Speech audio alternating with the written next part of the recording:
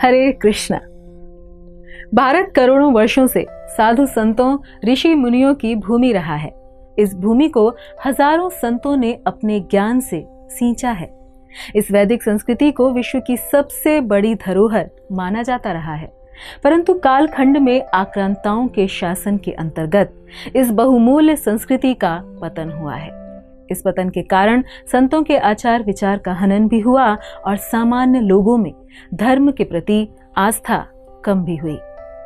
ऐसे समय में भगवान श्री कृष्ण के संदेश को यथारूप जन जन तक पहुंचाने के लिए संसार में एक ऐसे संत ने जन्म लिया जिसने अपने जीवन के अंतिम चरण में व्यक्तिगत आपदाओं को झेलते हुए सनातन धर्म के ज्ञान को संपूर्ण विश्व में फैलाया। भारत के कई संत विश्व में विख्यात हुए, परंतु श्रील प्रभुपाद ही एक ऐसे संत हुए हैं जिन्होंने भक्ति को, आध्यात्मिकता को सबके लिए सुलभ बनाया, सहज बनाया। आज उनकी ही बदौलत विश्व का ऐसा कोई कोना नहीं है जहां कृष्ण के भक्त न हो, जहां जगन्नाथ जी की रथ यात्रा न निकलती हो। विश्व में चाहे अमेरिका हो या यूरोप, अरब देश हो या चीन, ताइवान हो या फिर जापान, घर घर में माता पिता से लेकर बच्चे भक्ति में लीन भगवान कृष्ण को अपने जीवन का अंग बना चुके हैं। आइए जानें इस महान व्यक्तित्व के विषय में।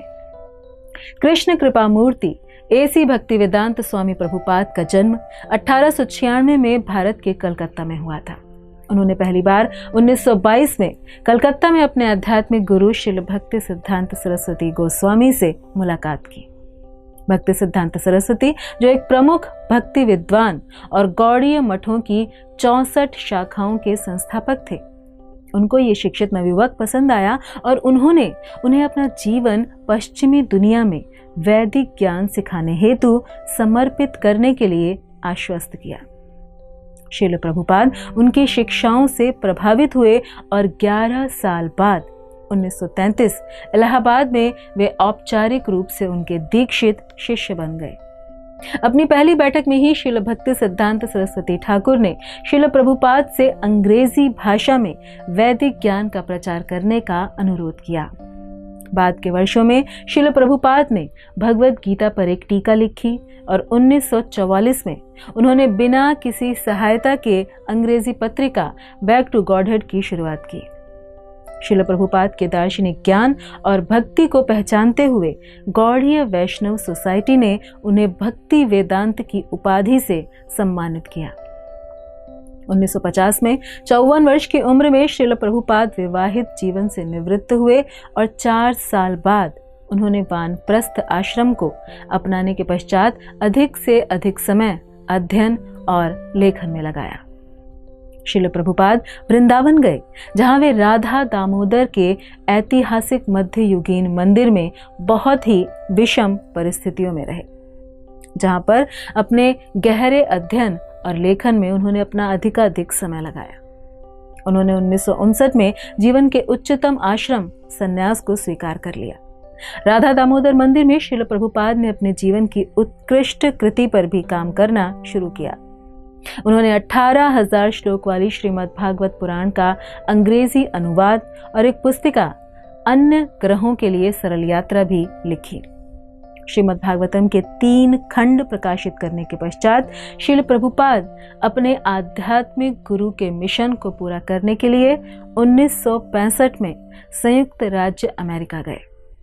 69 वर्ष की आयु में जब वे अथक प्रयासों के बाद जलदूत नामक मालवाहक जलयान द्वारा 37 दिनों की कठिन यात्रा के पश्चात अमेरिका पहुंचे तो उन्हें यह नहीं मालूम था कि उन्हें कहां जाना है। यात्रा के दौरान उन्हें 2 हार्ट अटैक आ चुके थे, लेकिन उनका कृष्ण भक्ति के प्रचार का निश्चय दृढ़ बना रहा। उन्होंने अपनी डायरी में लिखा था कि हे कृष्ण, मुझे नहीं पता कि आपके मन में क्या है। भौतिकता से ग्रस्त यहाँ के लोग मुझे सुनेंगे या नहीं, पर मुझे इतना पूर्ण विश्वास है कि आपने यदि मुझे यहाँ पर भेजा है तो जरूर इसमें आपकी कोई न कोई योजना होगी और मैं एक कठपुतली की तरह आपके हर उद्देश्य को पूरा करने के लिए तैयार हूँ। आपको मुझे जैसा नचाना है वैसा नचाइए। तब से वे अपने जीवन के अंत तक भारत के दार्शनिक और धार्मिक ग्रंथों पर 60 से अधिक प्रामाणिक अनुवाद, टिप्पणियां और सारांश अध्ययन लिख चुके थे।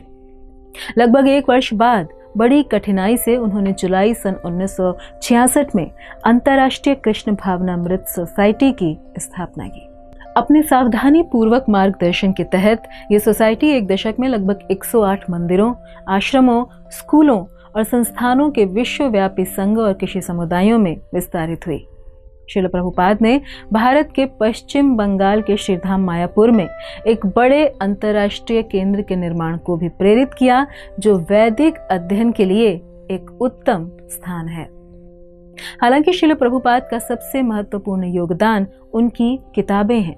अकादमिक समुदाय द्वारा उनकी प्रामाणिकता, गहराई और स्पष्टता के लिए अत्यधिक सम्मानित कर इन्हें कई कॉलेजों में मानक पाठ्य पुस्तकों के रूप में उपयोग किया जाता है। उनके लेखन को 80 भाषाओं में अनुवाद किया गया है। भक्ति वेदांत बुक ट्रस्ट, जिसे 1972 में स्थापित किया गया था, जो विशेष रूप से उनके लेखन कार्यों को प्रकाशित करने के लिए बनाया गया है।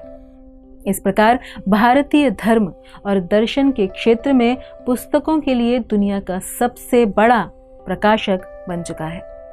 यह बुक ट्रस्ट अब तक 5 करोड़ से अधिक भगवद गीता का मुद्रण और वितरण कर चुका है। अपने जीवन के आखिरी 10 वर्षों में वृद्धावस्था के बावजूद श्रील प्रभुपाद ने पूरे विश्व की 14 बार यात्रा की। इस तरह के थकान भरे कार्यक्रम के बावजूद श्रील प्रभुपाद ने प्रचुर रूप से लिखना अनवरत जारी रखा।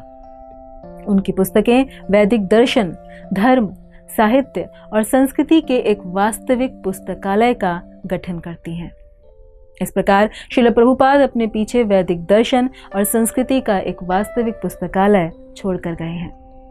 1966 से 1977 के बीच उन्होंने दुनिया भर में यात्रा की, विश्व के नेताओं से मुलाकात की व व्याख्यान और साक्षात्कार देकर वैदिक दर्शन को समझने के लिए लोगों को ज्ञान प्रदान किया।